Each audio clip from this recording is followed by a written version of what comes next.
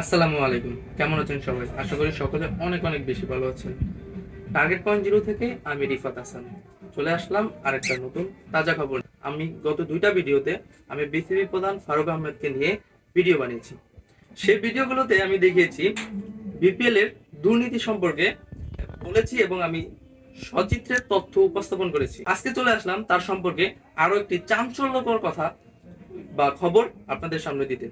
দিন দিন আরো ভয়াবহ তথ্য বেরিয়ে আসছে বিসিবি প্রধান ফারুক আহমেদের বিরুদ্ধে। তিনি যেন ক্ষমতা পেয়ে অন্ধ হয়ে গেছেন। তার কথাবার্তা শুনলে মনে হয় যেন তিনি স্বাভাবিক অবস্থায় নেই। তবে ক্যামেরার সামনে এত ভয় কিসের তার? কি একাই লুটে পুটে খেতে চাচ্ছেন বিসিবি বস ফারুক আহমেদ? তিনি যেন কারো কথায় তোয়াক্কা করেন না। তিনি যেভাবে পরিচালনা করতে চাচ্ছেন সেভাবেই চলতে থাকবে। অন্যথায় তাকে শুনতে হবে অকথ্য ভাষায় গালাগালি এবং শারীরিকভাবে প্রতিহত করার চেষ্টা করেন নাকি তিনি। এমনই চাঞ্চল্যকর তথ্য দিয়েছেন বিসিবির পরিচালক নাজমুল আবেদীন ফাহিম। তিনি কি বলেছেন চলেন শুনে আসি। বিপিএলে ম্যাচ চলাকালীন প্রেসিডেন্ট রুমে নাজমুল আবেদীন ফাহিমের সাথে বিসিবির সভাপতির দুর্ব্যবহার। কাজে বাধা আসলে ক্রিকেট বোর্ডে থাকতে চান না এই পরিচালক।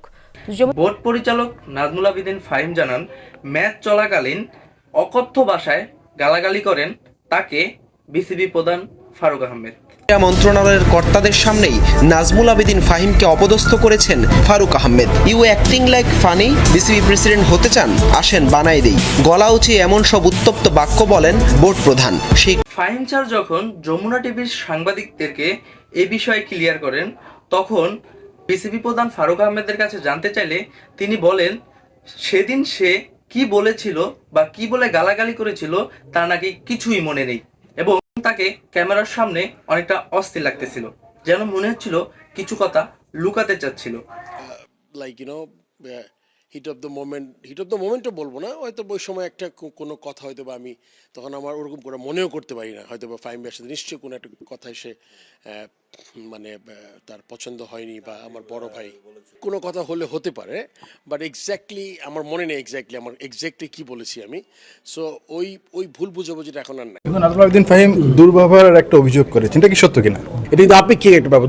দুর্ব্যবহার মানে যে কথাটা হয়তো জোরে কথা বলেছি বা এরকম কোনো কথা বলেছি যেটা উনি পছন্দ করে নাই, তো ওইটা। সো আমার মনে ফাহিম ভাই ইজ ফাইন নাও, বিকজ আমি মনে করি যে কোনো জিনিস কথা বলে ঠিক করে ফেলা যায়।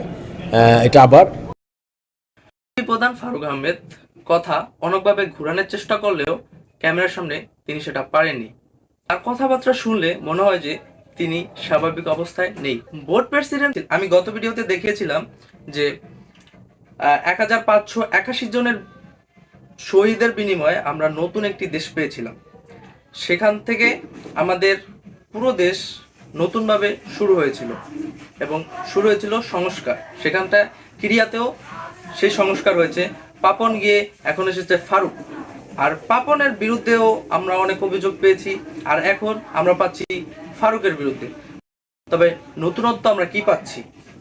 অনেক বড় প্রশ্ন। আমাদের ভবিষ্যৎ বাংলাদেশ এর থেকে কতটুকু আগাতে পারবে? বিসিবি প্রধান ফারুক আহমেদের আচরণ দেখলে মনে হয় আমাদের বাংলাদেশ কখনোই স্বৈরাচার মুক্ত হবে না, আর করতে পারবো না। যেখানে বিপিএল এর প্রাইজ মানি মাত্র 2 কোটি টাকা, সেখানে বিসিবি প্রধান উদ্বোধনী অনুষ্ঠানে অলরেডি 7 কোটি টাকা ব্যয় করেছেন, যেখানে আছে বড় দুর্নীতির অভিযোগ। আজকের ভিডিওটি এই পর্যন্তই। যদি ভালো লাগে তাহলে অবশ্যই লাইক করবেন এবং কমেন্ট করে আপনার মতামত জানাবেন। চ্যানেলটি সাবস্ক্রাইব করে রাখবেন এবং যদি ফেসবুক থেকে দেখে থাকেন অবশ্যই ফলো দেবেন।